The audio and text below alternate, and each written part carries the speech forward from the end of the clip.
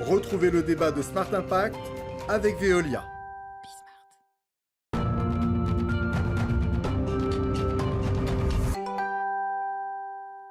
On parle de l'avenir du bio dans ce débat avec mes invités. Nicolas Crabeau, bonjour, bienvenue. Vous êtes le cofondateur de Buffon & Co. Et puis avec nous en duplex, Marie-Laure Jarry, la directrice générale de la Maison Le Goff. Bonjour et bienvenue à vous aussi. Bonjour. On va présenter vos activités entreprises respectives pour commencer. Buffon & Co, c'est quoi ? Alors, c'est de la transformation de sarrasin bio, voilà, avec un modèle particulier de très à cheval sur la transition alimentaire écologique, puisqu'on a recréé une filière de production de sarrasin française, parce que le sarrasin venait de l'étranger, pour transformer des produits innovants à base de sarrasin, voilà, qui doivent réveiller un peu la galette traditionnelle bretonne et proposer un produit à base de sarrasin, un peu comme le quinoa est arrivé dans nos assiettes il y a 10 ans. D'accord. Alors justement, on pense sarrasin, on pense galette. Il y a d'autres usages du sarrasin bio. Dans quel type de recette on peut le goûter, s'en servir ? Alors nous, on le propose sous forme de graines. De graines torréfiées, qu'on appelle le kasha. Donc ça, ce sont des modes de consommation venus des pays de l'Est. En fait, c'est un nouvel format de consommation. Ça se cuisine comme un riz. Et à partir de ça, de ce kasha, de cette graine décortiquée, eh bien, on peut en faire des mélanges de graines prêtes à l'emploi, utilisées à l'eau bouillante en 10 minutes. Voilà, c'est ce qu'on appelle le cœur de repas végétal. On en fait aussi des steaks végétaux, des pavés végétaux à base de sarrasin fermenté, voilà, qui révolutionne un petit peu le marché du monde du plat central végétal. Alors, et puis on va évidemment parler des tendances du marché du bio avec vous. Je vois d'abord qu'on découvre la Maison Le Goff. Marie-Laure Jarry, c'est une biscuiterie, c'est ça ? Oui, alors nous on fabrique des biscuits et des gâteaux depuis 1950 à Morlaix. D'accord, alors le bio c'est quoi ? C'est quels engagements, quelle part de votre production aujourd'hui ? Alors nous, ça reste une petite part parce que dans l'univers du sucré, le bio c'est moins important que dans l'univers des produits bruts, par exemple.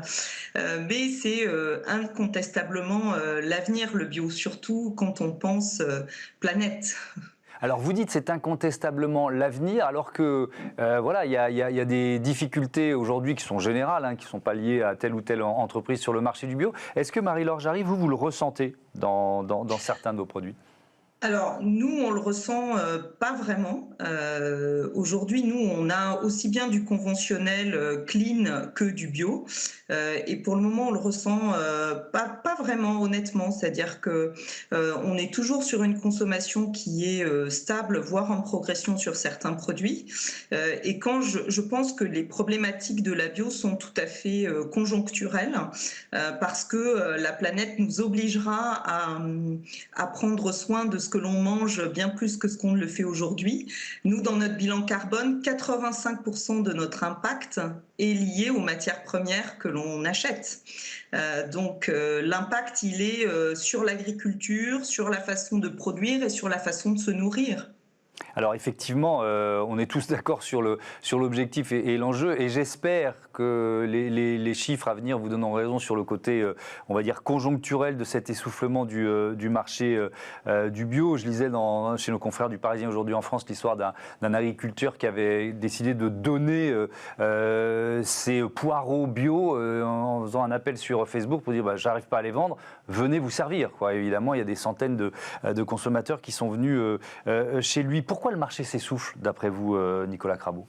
Alors, selon moi, c'est multifactoriel. Donc, il y a beaucoup de raisons. La première, c'est que on est dans l'après-Covid. Il y a eu le Covid, donc il y a eu une montée incroyable en fait de la consommation en bio parce que c'était des magasins de proximité, tout simplement. Et donc, malheureusement, les réseaux bio n'ont pas réussi à contenir et à retenir un petit peu ces néo-clients qui étaient arrivés pour une simple et bonne raison aussi, c'est que c'est une activité qui gère plus de 20% de croissance depuis 15 ans. Donc quand tout va bien, on ne s'occupe pas forcément de ce qui ne va pas. Et les problèmes sont arrivés avec une bio pas toujours équitable, voilà, pas toujours logique, entre guillemets. C'est-à-dire, ça veut dire quoi une bio pas logique ? Une bio qui n'est pas logique, c'est une bio qui vient par exemple de l'étranger.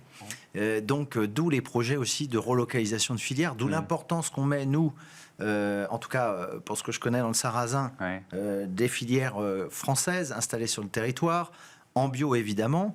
Et donc, ce multifacteur, il y a aussi, on peut parler aussi de tous ces pseudo-labels qui sont un peu bio, mais pas complètement trop de labels. Il y a trop de labels et il y a une confusion évidemment dans l'esprit du consommateur. Donc, filière venue de l'étranger, plus consommateurs qui n'ont pas été retenus, donc ça c'est un problème d'offre, de marketing et de réenchantement un petit peu des courses, et 3, multiplicité des labels, la bio c'est un petit peu perdu. En revanche, moi je pense que c'est totalement stratégique, la bio évidemment comme l'a rappelé Madame Jarry pour l'avenir de notre climat, de nos territoires, de nos terroirs. Donc vous pensez qu'il y a une tendance de fond, peut-être une rupture conjoncturelle, mais que la tendance de fond, elle est plus forte, elle emportera le marché? Alors j'en suis convaincu, et en fait, il n'y a pas que moi à le penser, et il y a surtout des prérogatives politiques qui sont prises. Il y a un objectif en France qui est de passer à 25% de terres agricoles en bio. Il y a un objectif plus largement européen qui est la même chose, de créer une alternative à l'agriculture chimique. On parle d'agriculture biologique, on la compare à l'agriculture chimique, c'est une alternative. On ne dit pas de passer toute l'agriculture à 100% bio. On parle déjà de passer à 25%. Ce sera déjà une partie du chemin. Et c'est ça, être acteur de la transition écologique. Marie-Laure Jarry, le contexte évidemment inflationniste explique en partie cet essoufflement du marché bio. Du côté des consommateurs, l'inflation, vous en tant que chef d'entreprise, vous la ressentez aussi dans votre activité. Est-ce que ça freine vos investissements pour accroître la part du bio dans votre activité? Non, absolument pas. Et comme l'a dit Nicolas Crabeau, au contraire, nous, on investit pour développer en GMS local, en restauration, nos produits conventionnels bien faits, on va dire, mais aussi pour se développer dans les réseaux bio. Et pour compléter ce qu'a dit Nicolas Crabeau, il y a une question de sourcing. Il a tout à fait raison. Et il a raison de réinventer, de faire revenir des filières ici en France.